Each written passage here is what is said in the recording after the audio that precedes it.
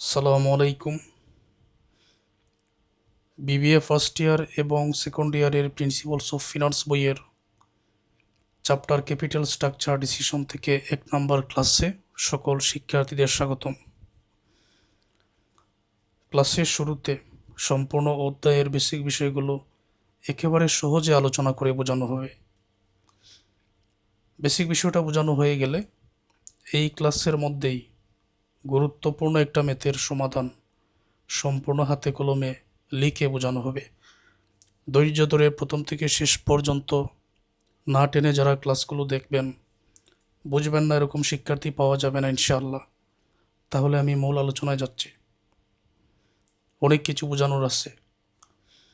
অধ্যায়ের নাম হচ্ছে ক্যাপিটাল স্ট্রাকচার ডিসিশন, মূলধন গঠন তত্ত্ব বা মূলধন গঠন সিদ্ধান্ত। এখন এখানে যে ক্যাপিটাল স্ট্রাকচার, মূলধনের গঠন, এটা নিয়ে প্রথমে আলোচনা করছি সহজে বোঝানোর জন্য। এখানে আমি লিখে নিলাম ক্যাপিটাল এবং শেয়ার।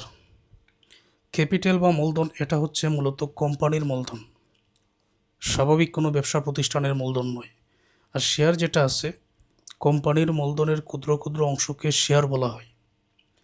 উদাহরণস্বরূপ ধরে নাও, কোনো একটা কোম্পানির মূলধনের জন্য 1 লক্ষ টাকা প্রয়োজন। 1 লক্ষ টাকা মূলধন সংগ্রহ করার জন্য কোম্পানি শেয়ার ইস্যু করতে পারে। সহজে বোঝানোর জন্য ইস্যু শব্দের অর্থ ধরে নিতে পারো বিক্রয় করা। 1 লক্ষ টাকা মূলধন সংগ্রহের জন্য কোম্পানি শেয়ার ইস্যু করবে কিংবা শেয়ার বিক্রি করবে। আমি ধরে নিলাম একটা শেয়ারের মূল্য 1000 টাকা। তাহলে 1 লক্ষ টাকা মূলধন সংগ্রহ করার জন্য কোম্পানিকে 100টা শেয়ার ইস্যু করতে হবে কিংবা বিক্রয় করতে হবে। এখন কোম্পানি যাদের কাছে শেয়ার বিক্রি করবে কিংবা কোম্পানির শেয়ার যারা ক্রয় করবে তাদেরকে বলা হয় শেয়ার হোল্ডার। ধরে নাও 1000 টাকা দামের 5টা শেয়ার আমি নিজেই ক্রয় করেছি। তাহলে আমি একজন শেয়ার হোল্ডার। প্রশ্ন হচ্ছে, আমি কেন শেয়ার ক্রয় করলাম? কোম্পানি যে শেয়ার ইস্যু করেছে ওই শেয়ারটা আমি কেন ক্রয় করলাম? এটার উত্তর হলো, কোম্পানি আমার কাছে শেয়ার বিক্রি করেছে।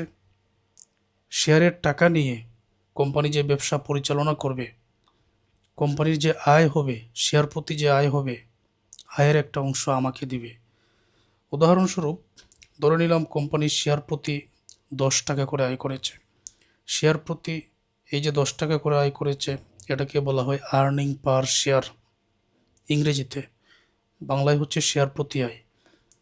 এই যে কোম্পানি শেয়ার প্রতি 10 টাকা করে আয় করলো, 10 টাকার মধ্য থেকে ধরে নিলাম 4 টাকা আমাকে দিল, কিংবা যারা শেয়ার হোল্ডার আছে তাদেরকে দিল, 6 টাকা নিজেদের কাছে রেখে দিল, কোম্পানি নিজের কাছে রেখে দিল। শেয়ার প্রতি যে পরিমাণ আয় হয়েছে, আয়ের মধ্য থেকে যে টাকাটা শেয়ার হোল্ডারদের দিবে এটার নাম হচ্ছে ডিভিডেন্ড কিংবা লভ্যাংশ। যে টাকা নিজেদের কাছে রেখে দিবে এটার নাম হচ্ছে রিটেনশন। বিষয়টা এখানে বোঝানোর চেষ্টা করলাম। তো মূল আলোচনা হচ্ছে আমার ক্যাপিটাল স্ট্রাকচার কিংবা মূলধনের গঠন।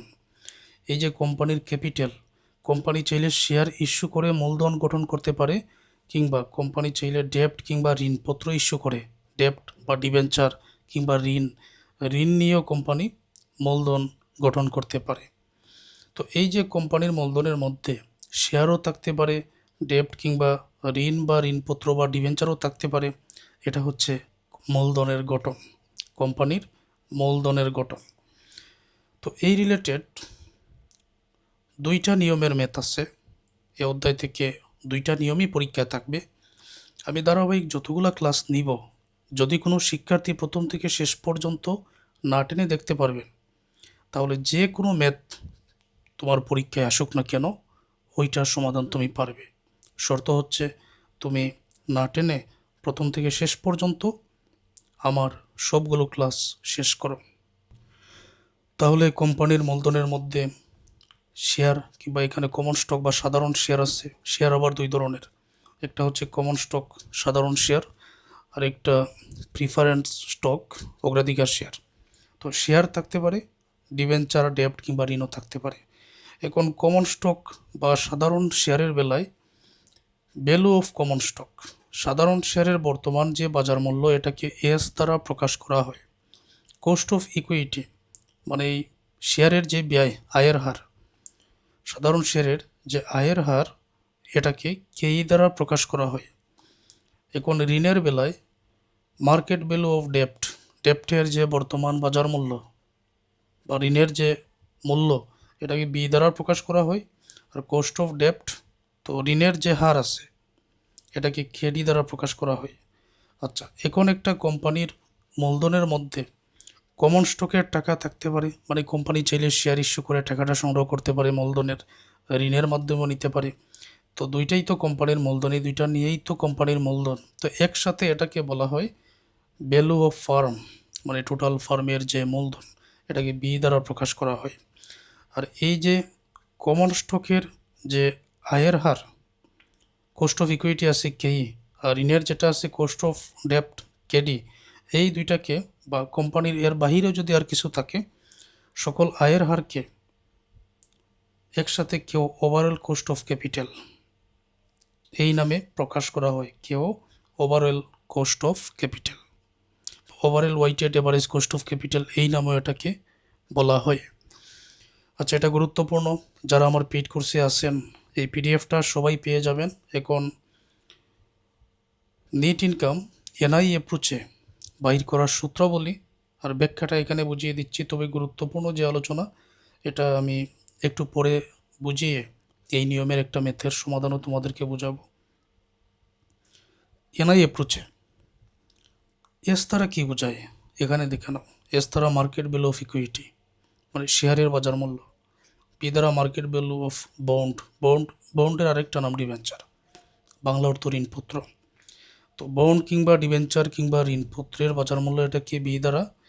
আর মার্কেট ভ্যালু অফ ইকুইটি মানে শেয়ার এবং বন্ডের এস এবং বি দুইটার মিলিয়ে বি যেটা এটাকে বলা হয় ভ্যালু অফ ফার্ম, অর্থাৎ টোটাল কোম্পানির যে মূল্য এটাকে বি দ্বারা প্রকাশ করা হয়।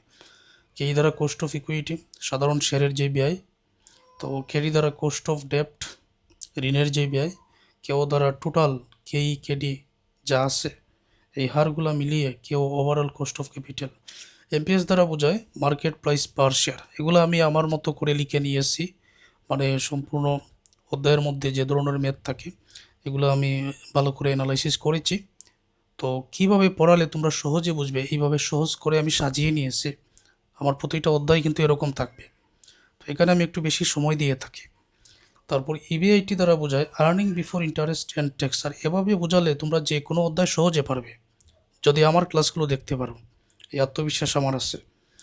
এখন এস কিংবা মার্কেট ভ্যালু অফ ইকুইটি বাইর করার জন্য সূত্র হচ্ছে ইবিআইটি। ইবিআইটি মানে earning before interest and tax. এটা নিয়ে আমরা বিস্তারিত আরও একটু পরে জানবো। ইবিআইটি থেকে ইন্টারেস্ট বিয়োগ করা হবে, কেই দ্বারা ভাগ করা হবে। তো কেই কি, কেই হচ্ছে কোস্ট অফ ইকুইটি।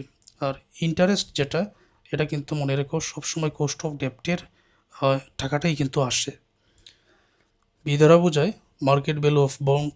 এটা বাইর করার জন্য টোটাল ইন্টারেস্টকে কেডি দ্বারা ভাগ করতে হয়। এখানে কেডি যেটা এটা হচ্ছে ইন্টারেস্টের হার। তো ঋণের টাকাকে ইন্টারেস্টের হার দ্বারা গুণ করলে আমরা এই কেডি এর মানটা পেয়ে যাই। তো অঙ্কের মধ্যে টোটাল যে ইন্টারেস্ট দেওয়া থাকবে এটাকে কেডি দ্বারা ভাগ করলে ঋণের পরিমাণটা চলে আসে। এটা আমরা ধারাবাহিক ক্লাসে বুঝবো। বি দ্বারা বোঝানো হয় ভ্যালু অফ ফার্ম। তাহলে এস দ্বারা হচ্ছে শেয়ারের মূল্য, বি দ্বারা ঋণের পরিমাণ বা ঋণের মূল্য। এস এবং বি দুইটা যোগ করে দিলেই তো টোটাল কোম্পানির মূলধনের পরিমাণ কত বা মূল্য কত সেটা চলে আসে। কেউ বাহির করার জন্য ইবিআইটিকে বি দ্বারা, বি মানে এই ভ্যালু অফ ফার্ম দ্বারা ভাগ করা হবে, 100 দ্বারা গুণ করা হবে। তারপর amps market price per share বাইর করার জন্য ভ্যালু অফ শেয়ার, শেয়ারের মূল্যকে নাম্বার অফ শেয়ার দ্বারা ভাগ করলে এমপিএস এর মান পাওয়া যাবে। তো এগুলো প্রয়োগ করে ম্যাথের সমাধান আমি বোঝাবো। এখন সবচেয়ে গুরুত্বপূর্ণ যে ম্যাথ 100% পরীক্ষায় থাকবে ওই ম্যাথে আমি একটু গুরুত্ব বেশি দিব এ অধ্যায়ের। তো ক্যাপিটাল স্ট্রাকচার মূলধনের গঠন এটা নাম আমি দিয়ে দিলাম। এখন এই জাতীয় ম্যাথে 3টা ওয়ার্কিং করতে হয়, যার কারণে মনে রাখার জন্য লিখে দিয়েছি, একটু পরে প্রয়োগ করেই বোঝাই, এখন তো বুঝবেন না। নাম্বার অফ শেয়ার সংখ্যা বাহির করতে হয়, ইন্টারেস্টের পরিমাণ বাহির করতে হয়, প্রিফারেন্স ডিভিডেন্ড অগ্রাধিকার শেয়ারের লভ্যাংশ বাহির করতে হয়। এটা অঙ্কের মধ্যে।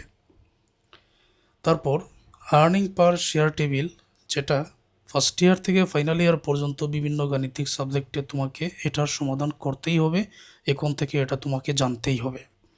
শেয়ার প্রতি আয় বাহির করার জন্য, শেয়ার প্রতি আয় কি এটা তো বোঝার কথা। ক্লাসের প্রথমে আমি যে উদাহরণটা দিলাম তোমাকে, কোম্পানি মূলধন গঠন করার জন্য শেয়ার ইস্যু করে, যাদের কাছে শেয়ার বিক্রি করে তারা শেয়ার হোল্ডার, শেয়ার প্রতি যে আয় করে শেয়ার হোল্ডারদের যেটা দেয় সেটাই ডিভিডেন্ড, নিজেদের কাছে যেটা রাখে সেটা রিটেনশন, তাই না? এখন ওই শেয়ার প্রতি আয় বাহির করার জন্য যে টেবিলটা প্রথমে কি করা হয়, সেলস বিক্রয়ের পরিমাণটা লেখা হয়, একটু পরে আমি প্রয়োগ করে বোঝাবো। ভেরিয়েবল কোস্টের পরিমাণ অঙ্কের মধ্যে উল্লেখ থাকবে, সংক্ষেপে এটাকে বিসি বলা হয়, ওইটা বিয়োগ করতে হয়। তো উপরের টাকা থেকে ভেরিয়েবল কোস্ট বিয়োগ করলে যেটা পাওয়া যায় এটা হচ্ছে কন্ট্রিবিউশন। কন্ট্রিবিউশন থেকে ফিক্সড কোস্টের টাকা বিয়োগ করতে হয়, পাওয়া যাবে EBIT, earning before interest and tax, কর এবং সুদ পূর্ববর্তী আয়, মানে যে আয়ের মধ্যে করও আছে, ইন্টারেস্টের টাকাটাও আছে যে আয়ের মধ্যে। এখন ভালো করতে এটার মধ্যে ইন্টারেস্টের টাকা আছে, তো আমি ইন্টারেস্টের টাকা ডিবেঞ্চারের উপরে পার্সেন্টেজ কেডি যে পরিমাণ থাকবে সেটা অঙ্কের মধ্যে বাহির করব। এটা বাদ দিয়ে দিলে তখন ইন্টারেস্ট যেহেতু বাদ হয়ে গেছে তখন থাকবে ইবিটি, আর্নিং বিফোর ট্যাক্স, কর পূর্ববর্তী আয়। তো ইবিটি পেয়েছি, এখন ট্যাক্সের টাকা, এটা কিন্তু ইবিটি এর উপরে ট্যাক্সের হার অঙ্কের মধ্যে দেওয়া থাকবে।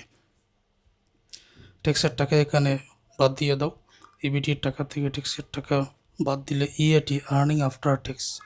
এখানে যে আমরা ইএটি পেলাম এটার মধ্যে ইন্টারেস্টও নাই এবং মানে ঋণের ইন্টারেস্টও নাই, এবং এটার মধ্যে ট্যাক্সের টাকাটাও নাই। এখন এটা থেকে প্রিফারেন্স ডিভিডেন্ড অগ্রাধিকার শেয়ারের লভ্যাংশ এখানে বিয়োগ করতে হয়, এটাই নিয়ম। অগ্রাধিকার শেয়ারের লভ্যাংশ এখানে বিয়োগ করার কারণ হচ্ছে এই যে দুইটা শেয়ার, একটা হচ্ছে কমন স্টক আরেকটা হচ্ছে প্রিফারেন্স স্টক। কমন স্টকের বেলায় মানে সাধারণ শেয়ার, এটার বেলায় কোম্পানি যে পরিমাণ আয় তত পরিমাণ ডিভিডেন্ড কিংবা লভ্যাংশ শেয়ার হোল্ডাররা পেয়ে থাকেন। অগ্রাধিকার শেয়ারের বেলায় এটার মধ্যে অগ্রাধিকার থাকে যে কোম্পানির লাভ কিংবা লস যাই হোক নির্দিষ্ট পরিমাণ ডিভিডেন্ড তুমি পাবেই, মানে দিতেই হবে, কোম্পানির লস হোক কিংবা লাভ হোক নির্দিষ্ট পরিমাণ ডিভিডেন্ড পাবে। তো যেহেতু এটার এই অগ্রাধিকার আসছে যার কারণে এটা এখান থেকে বাদ দিয়ে ইএটি অফ অর্ডিনারি শেয়ার, সাধারণ শেয়ারের কী পরিমাণ আর্নিং আফটার ট্যাক্স, মানে শেয়ার থেকে কী পরিমাণ আয় সেটা এখানে বাহির করা যায়।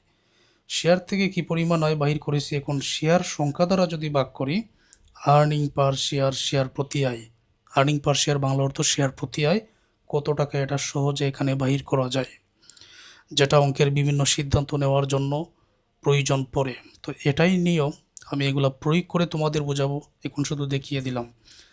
অঙ্কের মধ্যে বাহির করার জন্য বলা হবে ইনডিফারেন্ট পয়েন্ট অফ ইবিআইটি, মানে ইবিআইটি কত হলে মানে টাকাটা সমান হবে, তখন দুইটার মধ্যে তুলনা করার জন্য বলা হবে। তো সূত্র হচ্ছে এটা, ইবিআইটি মাইনাস ইন্টারেস্ট, তারপর 1 মাইনাস ট্যাক্স রেট, তারপর নাম্বার অফ শেয়ার, দুইটা অল্টারনেটিভ অঙ্কের মধ্যে দেওয়া থাকবে। প্রথম যেটা এটাকে এই 1 দ্বারা প্রকাশ করা হবে, এই যে 1 আছে। 2 নম্বর যেটা এটাকে 2 দ্বারা প্রকাশ করা হবে, অন্যথায় সূত্র 1। তো এটা প্রয়োগ করে আমি অঙ্কের মধ্যে বোঝাবো। এবারে গুরুত্বপূর্ণ একটা ম্যাথ, আগে প্রশ্নটা পড়ে নেই। পিকিউআর কিংবা ABC limited has the following capital structure, মনোযোগ দিও। পিকিউআর কিংবা এবিসি লিমিটেডের মূলধনের গঠন নিচে দেওয়া হয়েছে। এখন ইকুইটি মানে সাধারণ শেয়ার 100 টাকা করে 10 লক্ষ টাকার আছে। ইকুইটি মানে সাধারণ শেয়ার, একটা শেয়ারের মূল্য 100 টাকা, তো 10 লক্ষ টাকার শেয়ার আছে, তাহলে এখানে শেয়ার সংখ্যা কি পরিমাণ এটা আমরা বাইর করতে পারবো। এই 10 লক্ষকে যদি 100 দ্বারা ভাগ করি তখন 10,000 শেয়ার এখানে আছে। 12% ডেপ্ট অর্থাৎ ঋণ নেওয়া হয়েছে, মানে ডিবেঞ্চার বা বন্ডের মাধ্যমে, ঋণপত্রের মাধ্যমে ঋণ নেওয়া হয়েছে 5 লক্ষ টাকা। আর যে ঋণ নিয়েছে কোম্পানি, ঋণের উপরে 12% ইন্টারেস্ট দিবে, কোম্পানি দিবে। সব মিলিয়ে কোম্পানির মূলধন আছে এখানে 15 লক্ষ টাকা। এটাই মূলধনের গঠন, ক্যাপিটাল স্ট্রাকচার। অর্থাৎ কোম্পানি টোটাল মূলধনের মধ্যে 10 লক্ষ টাকার সাধারণ শেয়ার আছে, 5 লক্ষ টাকার ঋণ আছে। Clear? The company wishes to rise টাকা 5 লক্ষ ফর এক্সপেনশন প্রোগ্রাম। কোম্পানির আরও 5 লক্ষ টাকা প্রয়োজন। এটার বাংলা অর্থ দাঁড়ায়, the following alternatives are available. 3টা অল্টারনেটিভ আছে, মানে 3ভাবে কোম্পানি চাইলে এই 5 লক্ষ টাকা সংগ্রহ করতে পারে। 1 নম্বরে কি, 100% ইকুইটি, মানে পুরো 5 লক্ষ টাকা শেয়ার ইস্যু করে চাইলে কোম্পানি টাকাটা সংগ্রহ করতে পারে। 2 নম্বরে কি, যে 50% টাকা, 50% ইকুইটি অ্যান্ড 50% ডেপ্ট এট 12%। 5 লক্ষ টাকার অর্ধেক 2,50,000 টাকা চাইলে ইকুইটির মাধ্যমে, শেয়ারের মাধ্যমে অর্ধেক টাকা আনতে পারে, অর্ধেক টাকা ঋণও আনতে পারে, তবে ঋণ নিলে 12% ইন্টারেস্ট দিতে হবে। 3 নম্বরে কোম্পানি চাইলে 100% ডেপ্ট, মানে পুরা টাকাটা, এই 5 লক্ষ টাকাটা ঋণ নিতে পারে, সেই ক্ষেত্রে 12% ইন্টারেস্ট দিতে হবে। এখন এই যে 3টা অ্যালটারনেটিভ আছে, তো 3টা অ্যালটারনেটিভ দেওয়ার পরে আমাদের করণীয় কি এখন আমরা বুঝতে পারবো। দি এক্সপেক্টেড ইবিআইটি ইস টাকা 20 লক্ষ, ট্যাক্স রেট 40%। আনুমানিক আশানুরূপ EBIT, earning before interest and tax 20 লক্ষ টাকা, ট্যাক্সের হার 40%। Calculate the EPS, earning per share বাইর করো, তাহলে আর্নিং পার শেয়ার টেবিল পর্যন্ত আমাকে যেতে হবে, যেহেতু আর্নিং পার শেয়ার বাহির করার জন্য বলা হয়েছে। And which one would you prefer, এবং কোনটা তুমি প্রিফার করো। এই যে কোনটা তুমি প্রিফার করো যে এখানে বলা হয়েছে, এই যে 3টা অ্যালটারনেটিভ, 3টার মধ্য থেকে কোনটার মাধ্যমে 5 লক্ষ টাকা সংগ্রহ করলে আর্নিং পার শেয়ার বেশি হবে, যেটার বেশি হবে সেটাই আমার জন্য গ্রহণযোগ্য। আমি 3টা হিসাব করতে পারবো, অঙ্কের মাধ্যমে এটা আমি সমাধান করতে পারবো, বাহির করতে পারবো।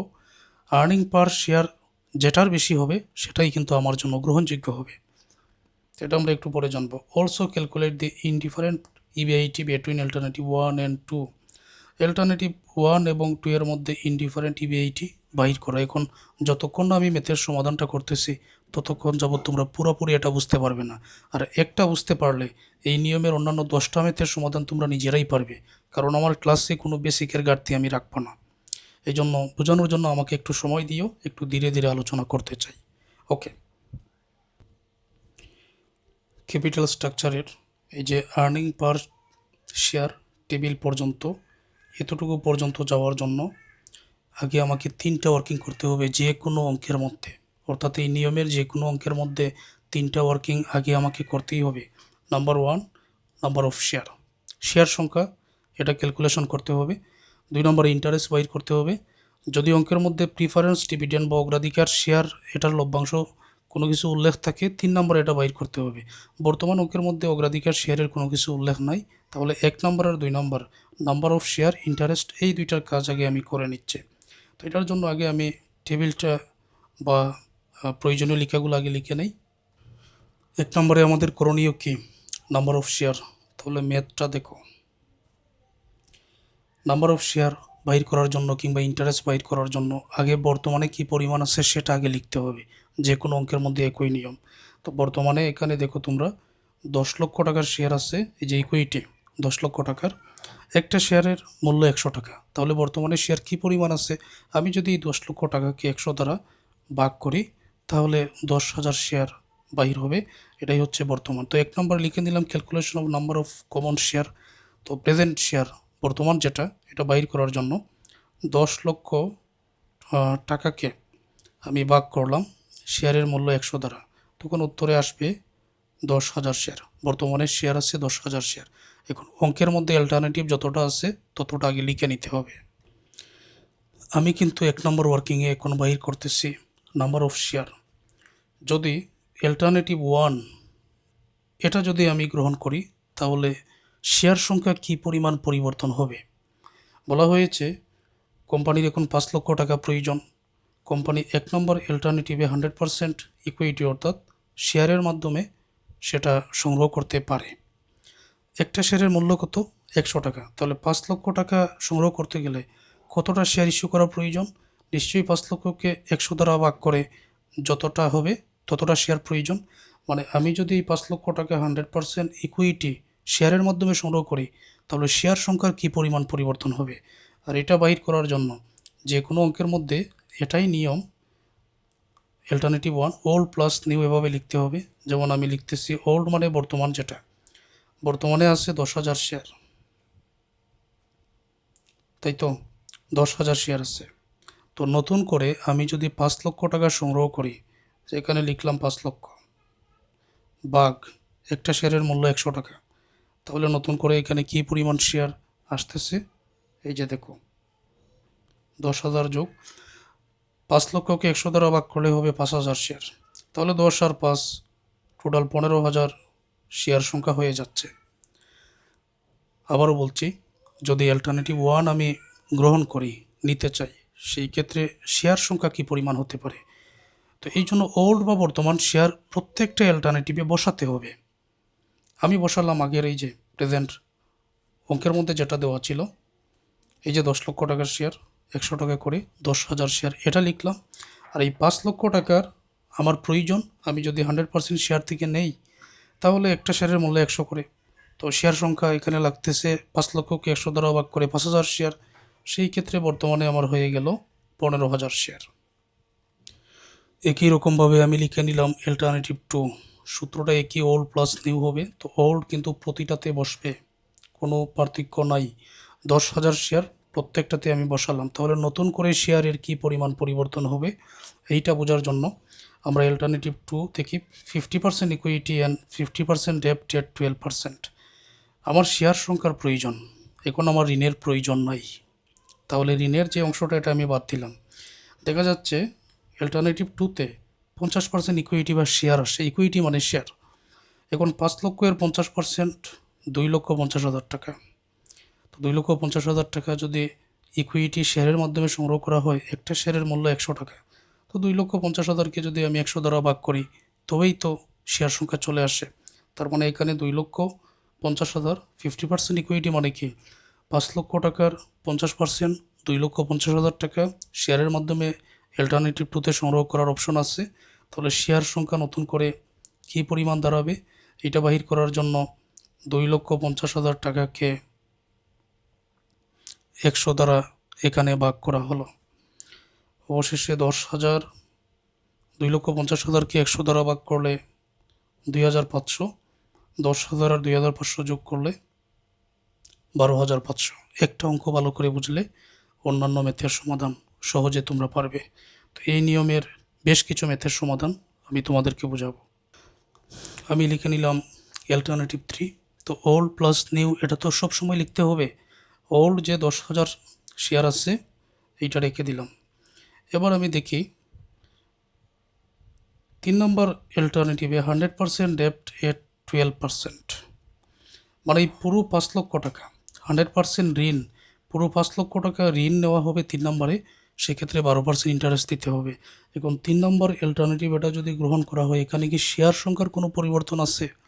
এখানে শেয়ার সংখ্যার কোনো পরিবর্তন নাই, তাহলে 3 নম্বর অল্টারনেটিভে কোনো শেয়ার সংখ্যা বাড়তেছেও না কমতেছেও না। এই জন্য আমি নিউ লিখে দিলাম 0, তাই তো। তাহলে 10,000 এবং 0, এখানে 10,000 শেয়ার হবে। তাহলে তোমরা মনে রেখো, যে কোনো অঙ্কের ক্ষেত্রে এই নিয়মের নাম্বার অফ কমন শেয়ার, সাধারণ শেয়ারের সংখ্যা বাইর করার জন্য বর্তমান যেটা, এটা প্রেজেন্টও বলা যায়, ওল্ডও বলা যায়। অঙ্কের মধ্যে যে টাকা আছে, যে পরিমাণ মানে যত টাকার শেয়ার আছে, একটা শেয়ারের মূল্য দ্বারা ভাগ করলে ওল্ড শেয়ার সংখ্যা পাওয়া যায়। তবে অল্টারনেটিভ যতটাই থাকুক, ওল্ড বলে বর্তমান যে শেয়ার প্রত্যেকটা অঙ্কের মধ্যে দেখো লেখা হয়েছে। আর এক একটা অল্টারনেটিভে যদি গ্রহণ করা হয়, তাহলে নতুন করে কী পরিমাণ শেয়ার সংখ্যা বাড়তে পারে আমি এটা কিন্তু তোমাদের অঙ্কের মধ্যে বুঝিয়ে দিয়েছি। 1 নম্বর কাজ শেষ 3টা অল্টারনেটিভের জন্য। এখন নাম্বার অফ শেয়ার এটা শেষ, এবার ইন্টারেস্ট বাইর করতে হবে। তাহলে ইন্টারেস্ট বাইর করতেছি। শেয়ার সংখ্যার মতো বর্তমান ক্যাপিটালের মধ্যে কী পরিমাণ ইন্টারেস্ট আছে সেটা প্রেজেন্ট কিংবা ওল্ড বলে আগে লিখে নিতে হবে। আমরা দেখতে পাচ্ছি এখানে 12% ডেপ্ট, মানে ঋণ নেওয়া হয়েছে 5 লক্ষ টাকার। 5 লক্ষ টাকার ঋণ যেটা নেওয়া হয়েছে, এখানে 12% ইন্টারেস্ট দিতে হবে। তাহলে বর্তমান ইন্টারেস্ট কত? নিশ্চয়ই 5 লক্ষের 12%, তো এটা বর্তমান কিংবা ওল্ড বলে আগেই আমরা লিখে নিব। তো এখন আমি এখানে লিখে দিলাম যে calculation of interest on debenture, debenture কিংবা ডেপ্ট একই, ঋণ যেটা এটা একই।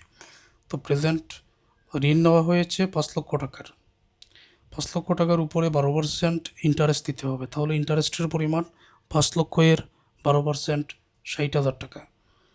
এখন অল্টারনেটিভ 1, 2, 3 আলাদা করে দেখতে হবে যে কী পরিমাণ ইন্টারেস্ট এটার পরিবর্তন হয়। তো অল্টারনেটিভ 1-এ যদি আমি যাই, এখানে দেখা যাচ্ছে 100% ইকুইটি, মানে এই পুরো 5 লক্ষ টাকা শেয়ারের মাধ্যমে নেওয়া হবে। যদি শেয়ারের মাধ্যমে নেওয়া হয় তাহলে তো ঋণ নেওয়া হচ্ছে না, আর ঋণ নেওয়া হচ্ছে না মানে ইন্টারেস্টের কোনো পরিবর্তন হচ্ছে না। তো ইন্টারেস্ট এখানে অন্তর্ভুক্ত হয় না, তার মানে শূন্য। তো এই জন্য করণীয় কি? করণীয় হচ্ছে ওল্ড, মানে এই যে 60,000 বর্তমানের যেটা 60,000 টাকা লিখে দিলাম, আর নতুন করে কোনো ইন্টারেস্ট এখানে যুক্ত হচ্ছে না, তাহলে শূন্য। এটার হবে 60,000 টাকা। অল্টারনেটিভ 1 শেষ। 2 নম্বর অল্টারনেটিভে এখানে আছে 50% ইকুইটি, মানে 5 লক্ষ টাকার 50% টাকা শেয়ারের মাধ্যমে নেওয়া হবে, মানে 2,50,000 টাকা। অ্যান্ড 50% ডেপ্ট এর 12%, আর পরবর্তী 50% অর্থাৎ বাকি 2,50,000 টাকা ঋণ নেওয়া হবে, সেক্ষেত্রে 12% ইন্টারেস্ট দিতে হবে। তাহলে 2 নম্বর অল্টারনেটিভ এটা যদি গ্রহণ করা হয়, এই 5 লক্ষ এর অর্ধেক, এই 5 লক্ষ এর অর্ধেক টাকার 12% ইন্টারেস্ট 2 নম্বর অল্টারনেটিভে কিন্তু অ্যাড হয়ে যায়, তাই তো? শেয়ারের এটা এখন আর আমাদের দেখার প্রয়োজন নাই, এখন আমাদের ইন্টারেস্টের টাকার পরিমাণটাই শুধু প্রয়োজন। তাহলে 50% ডেপ্ট, 5 লক্ষের 50% 2,50,000 টাকা, 2,50,000-এর 12% আমরা নতুন করে ইন্টারেস্ট এখানে অ্যাড করে দিব। তার আগে ওল্ড যেটা 60,000 টাকা, এটা তো লিখে নিতে হবে, আর নতুন করে 2,50,000 টাকার 12% ইন্টারেস্ট এখানে অ্যাড হবে। 60,000 টাকা, 2,50,000-এর 12% ক্যালকুলেটারে হিসাব করলে পাবেন 30,000 টাকা। 60,000 আর 30,000, 90,000 টাকা ইন্টারেস্ট হয়। এটা হচ্ছে 2 নম্বর অল্টারনেটিভের কাজ। এখন 3 নম্বর অল্টারনেটিভ এটা আমরা বাইর করে নিব। 3 নম্বরে এখানে আছে 100% ডেপ্ট এট 12%, পুরো 5 লক্ষ টাকা ঋণ নেওয়া হবে, সেক্ষেত্রে 12% ইন্টারেস্ট দিতে হবে। তাহলে 5 লক্ষ টাকার 12% যত টাকা ইন্টারেস্ট হয়, সেটাই নতুন করে আমাকে অ্যাড করতে হবে। এখানে কোনো সাধারণ শেয়ারের উল্লেখ নেই, তো এটা আমি লিখে নিচ্ছি। ওল্ড আছে 60,000, তো এটা তো বসাতেই হবে, আর নতুন করে সম্পূর্ণ 5 লক্ষ টাকার 12% ইন্টারেস্ট অ্যাড হয়ে যায়। 60,000 টাকা যোগ 5 লক্ষ টাকার 12%, এখানে বাহির হবে 60,000 টাকা। তাহলে 60,000 এবং 60,000 হবে 1,20,000 টাকা। প্রথম দুইটা ওয়ার্কিং আমাদের করা শেষ। নাম্বার অফ শেয়ার এটাও করেছি, ইন্টারেস্ট এটাও বাহির করেছি। বর্তমান অঙ্কের মধ্যে প্রিফারেন্ট শেয়ার কিংবা অগ্রাধিকার শেয়ারের কোনো উল্লেখ নেই, তাহলে 3 নম্বর যে ওয়ার্কিং এটা করার প্রয়োজন নাই। এখন আমাদের আর্নিং পার শেয়ার টেবিল এটাই বাহির করতে হবে এই নির্দিষ্ট নিয়ম মেনে।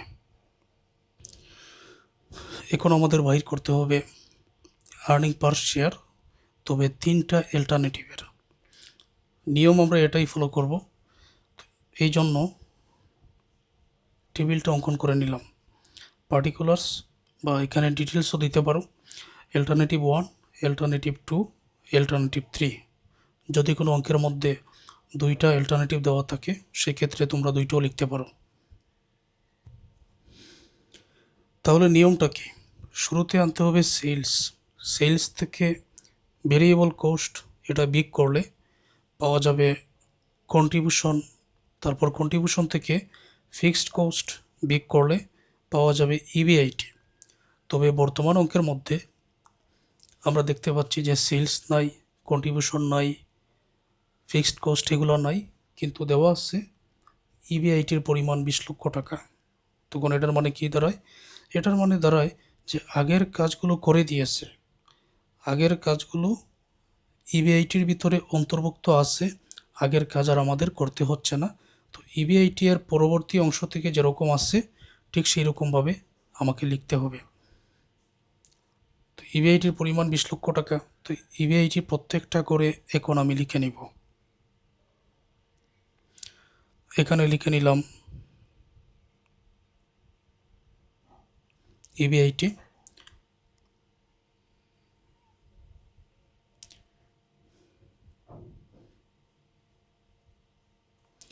বিশ লক্ষ করে, ঠিক আছে। এখন ইবিআইটি পরের কাজটা কি?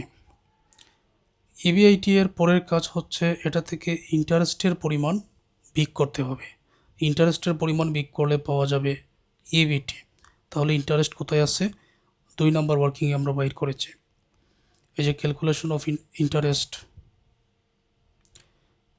Of interest on debenture. তো 1 নম্বর অল্টারনেটিভ যেটা, এটার ইন্টারেস্টের পরিমাণ 60,000 টাকা। 2 নাম্বার যেটা 90,000 টাকা। 3 নাম্বার যেটা 1,20,000 টাকা।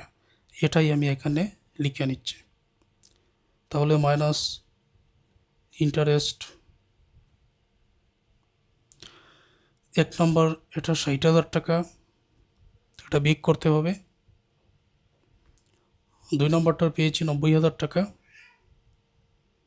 3 নম্বর পেয়েছি 1,20,000 টাকা, বিয়োগ করতে হবে এটা।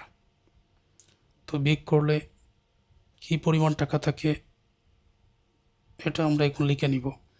আর যেটা পাওয়া যাবে এটাকে বলা হয় ইবিটি।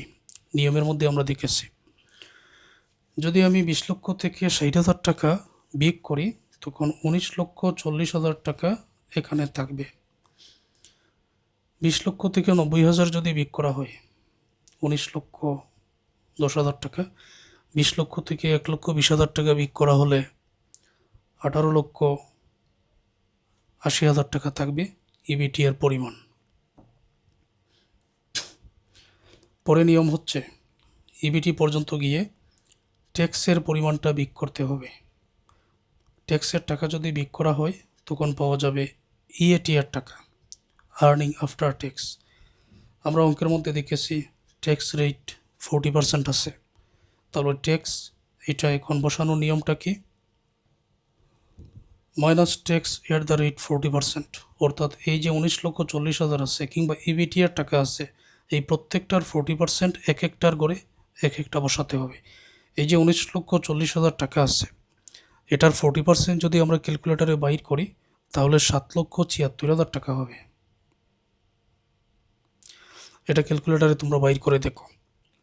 19,10,000 টাকার 40% যদি বাইর করি 7,64,000 টাকা হবে।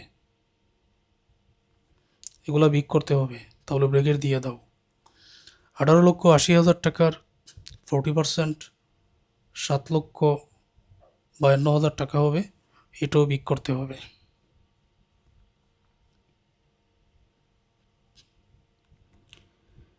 বিয়োগ করলে বর্তমানে যেটা পাওয়া যাবে এটার নাম হচ্ছে ইএটি। 19,40,000 টাকা থেকে 7,76,000 টাকা বিয়োগ করলে 11,64,000 টাকা এখানে থাকবে। এখানে বিয়োগ করলে 11,46,000 টাকা। 18,80,000 টাকা থেকে 7,52,000 টাকা যদি বিয়োগ করা হয় 11,28,000 টাকা এখানে থাকবে। এখন ইএটি এর পরে করণীয় হচ্ছে প্রিফারেন্স ডিভিডেন্ড, অগ্রাধিকার শেয়ারের যে লভ্যাংশ, এটা কিন্তু বর্তমান অঙ্কের মধ্যে নাই, তো না থাকলে এটা লেখার প্রয়োজন নাই।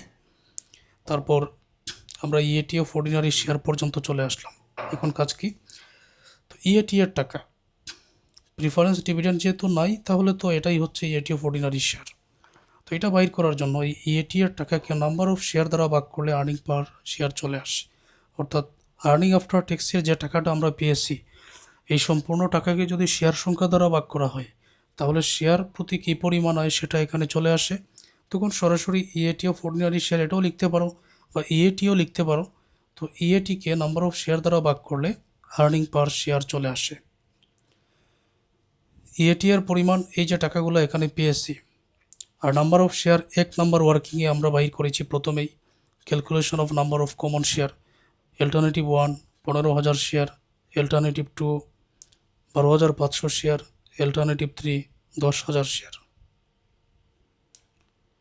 তাহলে এখানে আমরা লিখে নিচ্ছি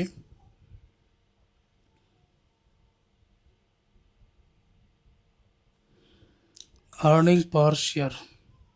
সূত্রটা হবে এরকম, ইএটি ভাগ নাম্বার অফ শেয়ার। এখন এই জায়গাতে বাইর করব 11,64,000 হচ্ছে এখানে ইএটি। 1 নম্বর অল্টারনেটিভে আমরা 1 নম্বর ওয়ার্কিংয়ে নাম্বার অফ শেয়ার বাইর করেছিলাম কি পরিমাণ 15,000। 11,64,000 টাকাকে 15,000 দ্বারা ভাগ করলে এখানে উত্তরে আসতেছে 77.60 টাকা। তারপর এখানে আছে 11,46,000। 2 নম্বর অল্টারনেটিভের শেয়ার সংখ্যা ছিল 12,500। 12,500 দ্বারা 11,46,000 টাকাকে ভাগ করলে 91.68 টাকা হচ্ছে এটা শেয়ার প্রতি আয়।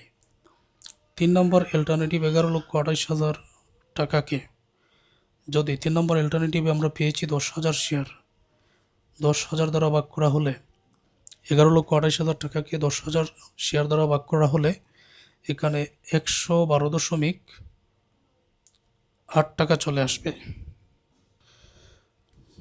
আমরা আর্নিং পার শেয়ার বাইর করেছি। দেখা যাচ্ছে যদি আমরা অল্টারনেটিভ 1 এটা প্রয়োগ করি বা এটা গ্রহণ করার সিদ্ধান্ত নেই, সেই ক্ষেত্রে শেয়ার প্রতি আয় 77.60 টাকা। অল্টারনেটিভ 2তে 91.68 টাকা। অল্টারনেটিভ 3তে 112.8 টাকা। তাহলে শেয়ার প্রতি আয় যেটার বেশি হবে সেটাই তো গ্রহণযোগ্য। এখানে বলা হয়েছে calculate earning per share and which one would you prefer. কোনটা তুমি প্রিফার করবে। আশা করছি তুমি সঠিক সিদ্ধান্ত নিতে পেরেছ। 3 নম্বরটায় যেহেতু বেশি শেয়ার প্রতি আয় ইনকাম করা যাচ্ছে, তাহলে 3 নম্বর এটাই গ্রহণযোগ্য, এই অল্টারনেটিভ 3। তখন আমি কথাটা এখানে লিখে দিচ্ছি, on the basis of earning per share alternative 3 should be selected because earning per share is higher। তো এখানে ডিসিশন সিদ্ধান্ত নেওয়া হলো আর্নিং পার শেয়ার বেশি হওয়ার কারণে অল্টারনেটিভ 3 এখানে সিলেক্ট করা হলো। আমাদেরকে এখানে বলা হয়েছে also calculate the indifferent EBIT between alternative 1 and 2। Alternative 1 এবং 2 এর মধ্য থেকে ইনডিফারেন্ট ইবিআইটি বাইর করতে হবে। এরকম সূত্রটা নাম্বার 1 ক্লাসে এই যেটা আমি লিখে দিয়েছিলাম। তো এটা হচ্ছে অল্টারনেটিভ 1, দেখো এখানে 1 লিখে আছে। এটা হচ্ছে অল্টারনেটিভ 2 প্রয়োজন ইবিআইটি, ইবিআইটি অঙ্কের মধ্যে দেওয়া আছে। ইন্টারেস্ট প্রয়োজন অল্টারনেটিভ 1 এর ইন্টারেস্ট ট্যাক্স রেট অঙ্কের মধ্যে 40% দেওয়া আছে। তো ইন্টারেস্ট প্রয়োজন অল্টারনেটিভ 2 এর। নাম্বার অফ শেয়ার এন দ্বারা বোঝা নাম্বার অফ শেয়ার। অল্টারনেটিভ 1 এর নাম্বার অফ শেয়ার প্রয়োজন, অল্টারনেটিভ 2 এর নাম্বার অফ শেয়ার প্রয়োজন। আমি এখানে লিখে নিলাম calculation indifferent point of EBIT between alternative 1 and 2।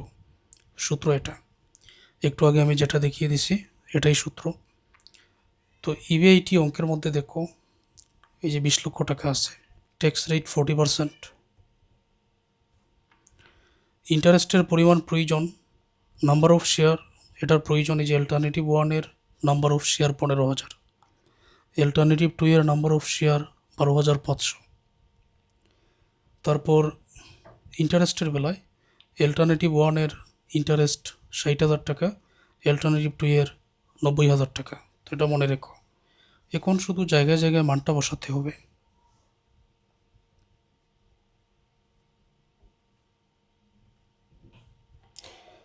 Number of share alternative 1 এর আছে 15,000, তো এটা বসানো হলো।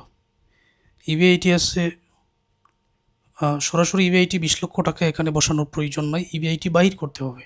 মানে ইবিআইটি কত হলে যে কত ইবিআইটি কত হলে কোনো ভিন্নতা থাকবে না। ইনডিফারেন্ট পয়েন্ট অফ ইবিআইটি এটাকে বলা হয়। তো ইবিআইটি যেরকম আছে এটা রেখে দিলাম। এখন অল্টারনেটিভ ওয়ানের ইন্টারেস্ট 60,000 টাকা বাইর করেছে, ইন্টু খালি জায়গা মানে গুণ 1 মাইনাস ট্যাক্স রেট 40%। তো সরাসরি 40কে 100 দ্বারা ভাগ করে দশমিকে রূপান্তর করে নিব। 0.40 এটা লেখা হলো। 2 নম্বর অল্টারনেটিভের শেয়ার সংখ্যা 12,500 আছে, তাহলে এখানে হবে ইবিআইটি মাইনাস 2 নম্বর অল্টারনেটিভের ইন্টারেস্ট 90,000 টাকা বাইর করেছিলাম, ইন্টু 1 মাইনাস ট্যাক্স হচ্ছে 0.40। এখন এখানে হিসাব করো, মধ্যখানে সমান থাকলে ওর চিহ্ন দিবেন।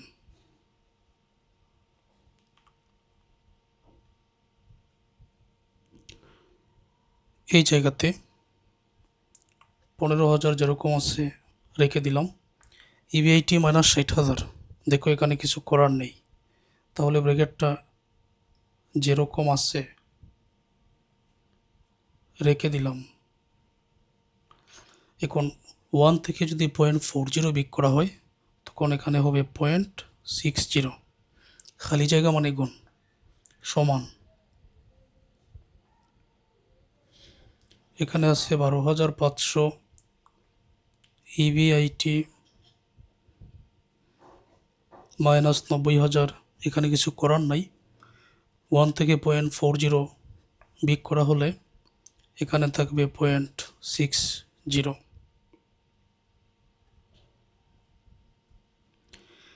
তারপর এখানে 15,000 ইবিআইটি মাইনাস 60,000, এই ব্র্যাকেটটা কিন্তু 0.60 এটার সাথে গুণ হয়ে আসে। তো কি করা যায়, যদি আমি একেবারে কাজটা করি 15,000 এখানে এখন লিখব না, 0.60 দ্বারা ইবিআইটিকে যদি গুণ করা হয় তো এরকম হবে 0.60 ইবিআইটি, সংখ্যাটা আগে থাকে। তারপরে আছে মাইনাস 0.60 দ্বারা সম্পূর্ণ ব্র্যাকেটকে গুণ করতে হবে। ইবিআইটিকে গুণ করেছি 0.60 ইবিআইটি হবে, 60,000কে গুণ করলে 0.60 দ্বারা তখন এখানে হবে 36,000, সমান দিলাম। ইবিআইটিকে 0.60 দ্বারা গুণ করা হলে 0.60 ইবিআইটি হবে। 90,000কে 0.60 দ্বারা গুণ করা হলে 54,000 হবে। এখন দেখো এখানে আছে 15,000, এখানে আছে 12,500, আমরা চাইলে এটাকে ছোট করে নিতে পারি। এক পক্ষ সমান কিন্তু আরেক পক্ষ আছে। এখন এক পক্ষকে যদি আমি 100 দ্বারা ভাগ করি, আরেক পক্ষকে যদি 100 দ্বারা ভাগ করি, এতে করে মানের কোনো ভিন্নতা হবে না, সমান থাকবে। কারণ উভয় পক্ষ সমান, আমি চাইলে 500 দ্বারাও ভাগ করতে পারি, আমি চাইলে 500 দ্বারা গুণ করতে পারি, তবে উভয় পক্ষকে করতে হবে। যদি 15,000কে 2,500 দ্বারা ভাগ করা হয় এখানে হবে 6, আর 12,500কে 2,500 দ্বারা ভাগ করা হলে এখানে থাকবে 5, অর্থাৎ উভয় পক্ষকে 2,500 দ্বারা গুণ করা হয়েছে। এটা তুমি তোমার নিজের মতো করে অন্যান্য সংখ্যা দ্বারাও ভাগ করতে পারো, বা ভাগ না করলেও সংখ্যাটা কিন্তু অনেক বড় হয়ে যাবে, তাই ভাগ করাটা ভালো। 15,000কে যদি 2,500 দ্বারা ভাগ করা হয় এখানে 6, এখানে হবে 5, এখন আড়াআড়ি গুণ করে নিতে হবে। আড়াআড়ি গুণ বলতে এই 5-এ এবং এই উপরের অংশ 6-এ এই উপরের অংশ, এটাকে বলা হয় আড়াআড়ি গুণ, অর্থাৎ এরকম। তো এখানে যেহেতু 6 বড় আছে, 6 দ্বারা যদি এই দুইটাকে গুণ করি, এই 6 দ্বারা তো সম্পূর্ণটাকে গুণ করতে হবে, তখন 6 দ্বারা 0.60 ইবিআইটিকে গুণ করলে 6 এবং 0.60 যদি গুণ করা হয় এখানে হবে 3.6, সাথে থাকবে ইবিআইটি। পরে মাইনাস আছে মাইনাস দাও। 6 দ্বারা 54,000কে গুণ করলে এখানে হবে 3,24,000। 5 দ্বারা 0.60 এটাকে গুণ করলে এই জায়গায় হবে 3 EBIT। 5 দ্বারা 0.60 এটাকে গুণ করে 3, সাথে থাকবে EBIT। পরে এখানে মাইনাস আছে মাইনাস। 34,000কে 5 দ্বারা যদি গুণ করা হয় এখানে হবে 1,80,000। এখানে আমি আর গুণ করেছি। এখন 3.6 EBIT আছে, প্লাসের 3 EBIT যেটা, এটা মাইনাসের করে এই দিকে নিয়ে আসলাম, সমানের ডান থেকে বাম দিকে নিয়ে আসলাম। সমানের ডান দিকে 1,80,000 মাইনাসের যেটা এটা থাকবে, আর প্লাসের 3,24,000 মানে মাইনাসের যেটা এটা প্লাসের করে ডান থেকে মানে বাম থেকে ডানে নিয়ে আসলাম, আর মাইনাসের 1,80,000 যেরকম আছে এটা থাকবে। এটা কি বোঝাতে পেরেছি? এটা তো বাম দিকে আছে, এই EBIT এটা প্লাসের আছে মাইনাসের করে নিয়ে আসলাম। মাইনাসের 3,24,000 প্লাসের করে নিলাম, মাইনাসের 1,80,000 ডান দিকে যেরকম আছে ঠিক সেই রকম রাখতে হবে। 3.6 থেকে 3 যদি বিয়োগ করা হয় তাহলে এখানে থাকবে 0.6 EBIT। 3,24,000 থেকে 1,80,000 বিয়োগ করা হলে 1,44,000 এখানে থাকবে। পরে EBITর সাথে 0.6 যদি এখানে নিয়ম হচ্ছে গুণ হয়ে থাকলে ভাগ করে নিতে হবে, ভাগ হয়ে থাকলে গুণ করে নিতে হবে, এটাই নিয়ম। তো দেখো এটা গুণ হয়ে আছে, গুণ হয়ে আছে 1,44,000-এর নিচে এই 0.6কে ভাগ করে নিতে হবে, তখন আমরা EBIT পেয়ে যাব 1,44,000কে 0.60 দ্বারা ভাগ করলে 2,40,000, 2,40,000 টাকা। এটাই উত্তর। এই নিয়মে এই ধরনের ম্যাথের সমাধান করতে হবে। যদি এই একটা ক্লাসে যে ম্যাথের সমাধান বোঝানো হয়েছে তুমি যদি বুঝতে পারো, পরবর্তী ক্লাস তোমার জন্য সহজ।